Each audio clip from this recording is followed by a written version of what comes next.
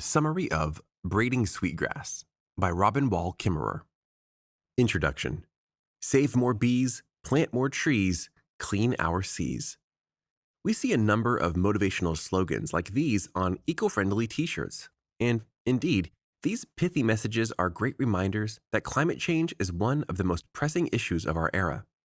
Unfortunately, however, many people stop at wearing t-shirts that raise awareness. Having broadcasted their values on their clothing, many assume that they've done their part for saving the planet. And sadly, many of the people who proudly wear these t-shirts are the same people who don't adjust their lifestyle to include sustainable practices.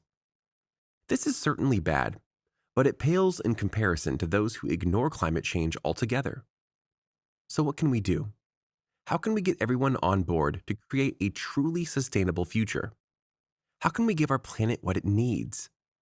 To answer these questions, we will turn to the wisdom of Native American people who have existed in harmony with nature for centuries. And over the course of this summary, we'll explore the toxic impact of colonization on culture and climate to learn why we should have listened to Indigenous people a long time ago.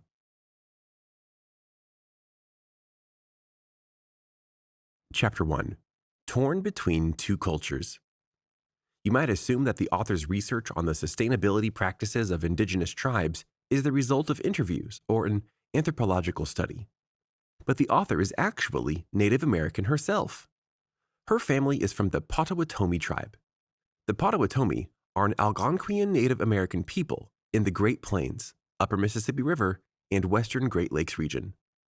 The Potawatomi people speak their own language, also called Potawatomi, and in their language, the name of their tribe means people of the place of fire.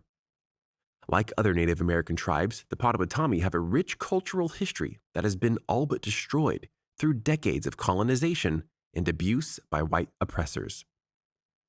In the early 1800s, they were slowly starved off their ancestral lands by American settlers until they had no choice but to give up their land and allow white colonists to settle there.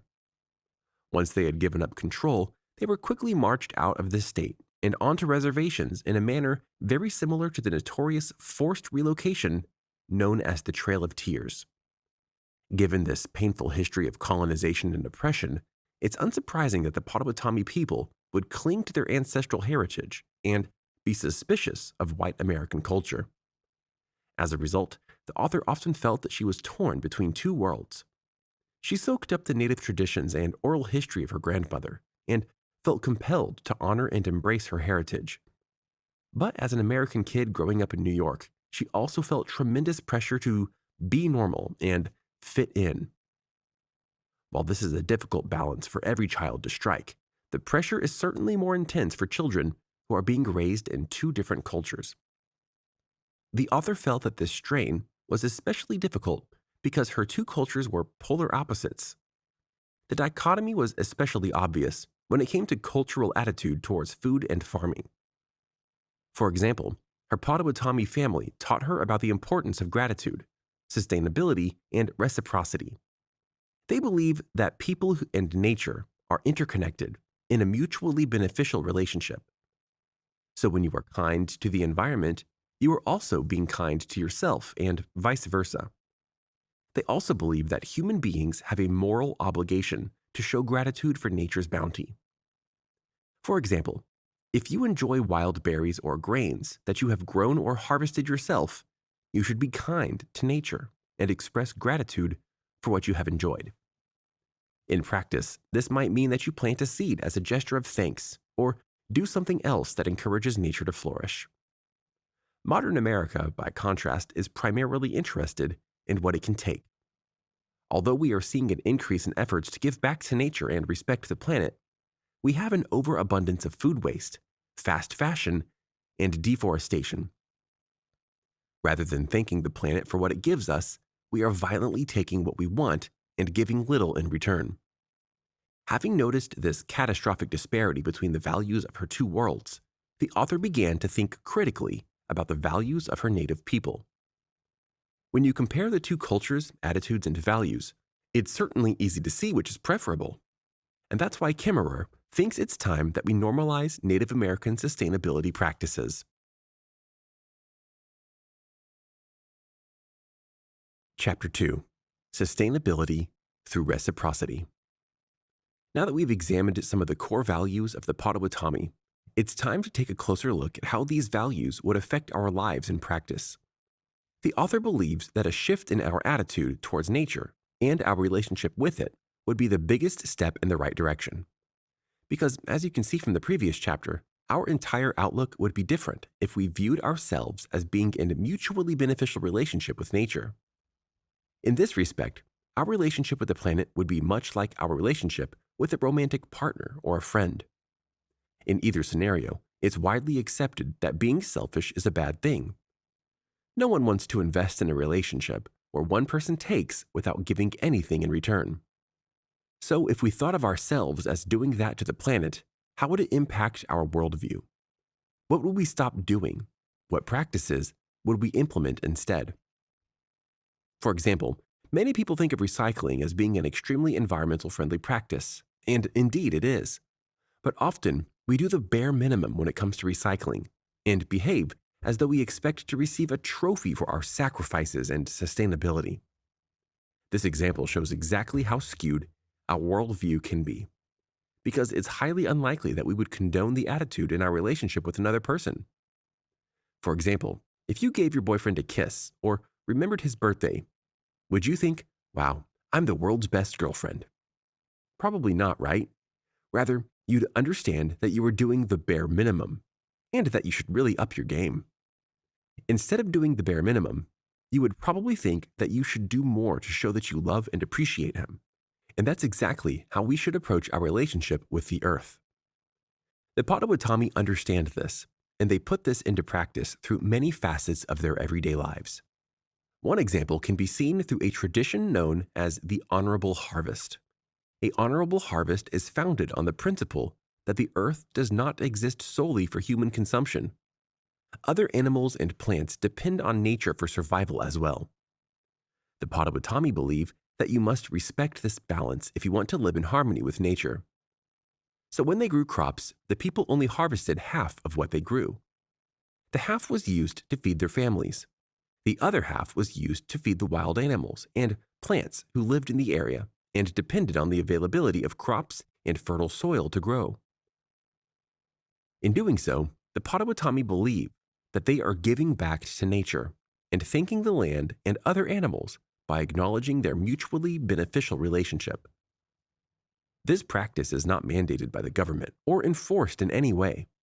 Rather, it's something that people do willingly out of the goodness of their own hearts, because it's a value they cherish.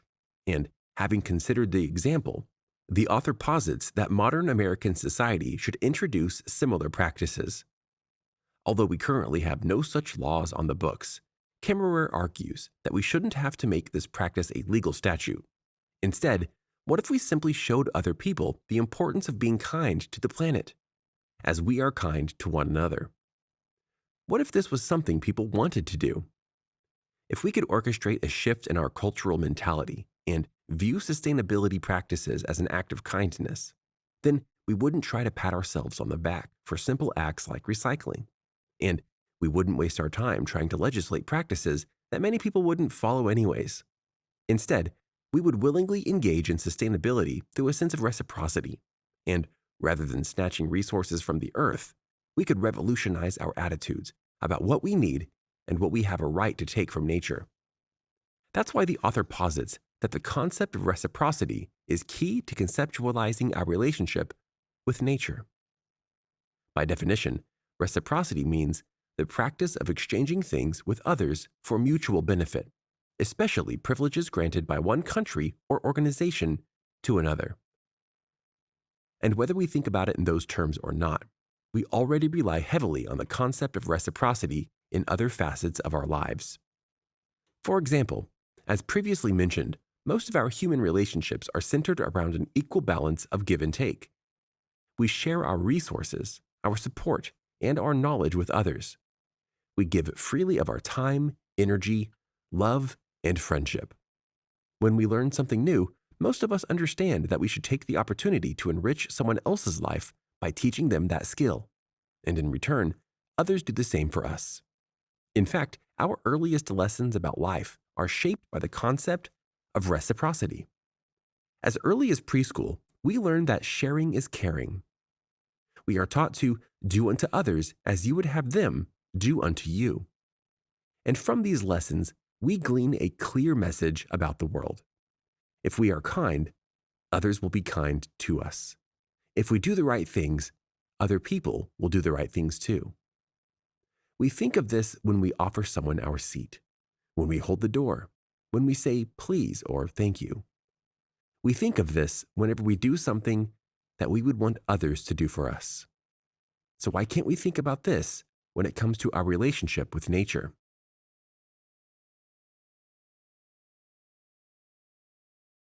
Chapter 3. Practicing Sustainability the Potawatomi Way.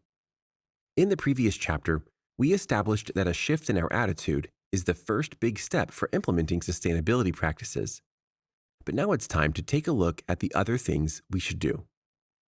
The author's actionable strategies on this topic stem from a combination of her Potawatomi heritage and her experience as a professor of environmental biology. Throughout her career, Kimmerer has found that blending her culture and her education has proved invaluable because her heritage has enabled her to teach sustainability practices in a uniquely compelling way.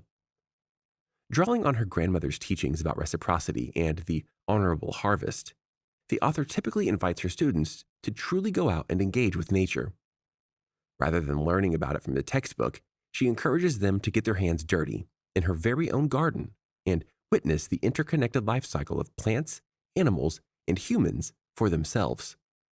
She also blends traditional teaching methods with stories about indigenous agricultural practices. These stories help her to illustrate the point that we should concentrate on the interconnectedness of all life. We should plant seeds that are compatible with one another and that will grow well together. We should learn about the relationships between plants and identify those that will naturally coexist in a harmonious, mutually beneficial relationship.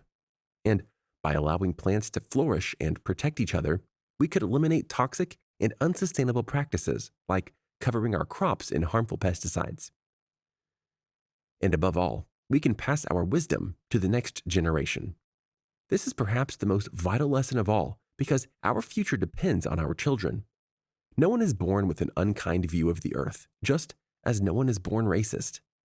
We learn hatred, prejudice, and selfishness from the ignorance of those who teach us. But what if we taught our children to be thankful above all else? What if we taught them to view the earth as their friend? What if we encouraged them to look after the planet and each other? If we want the next generation to have a future, then we need to teach them to give back to the planet.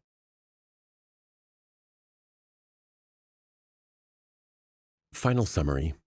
When people hear about climate change, they often scornfully dismiss it as a hoax or a divisive political issue. But the author believes that our relationship with the planet should be neither divisive nor political. Rather, we should take care of the earth because we want to, because we understand that humans and nature are inexorably intertwined. That's what the author learned from her Potawatomi family. They taught her to take only what she needs from the planet, to be thankful for the earth, and to give back with a grateful heart. These life lessons have not only shaped her worldview, but they have influenced her career as a professional of environmental biology. And as a Native American woman and an academic, Kimmerer firmly believes that Indigenous teachings should be included in the conversation on sustainability. If we implemented Native American sustainability practices and passed these values on to the next generation, we might truly have a shot at creating a beautiful and sustainable future for our children.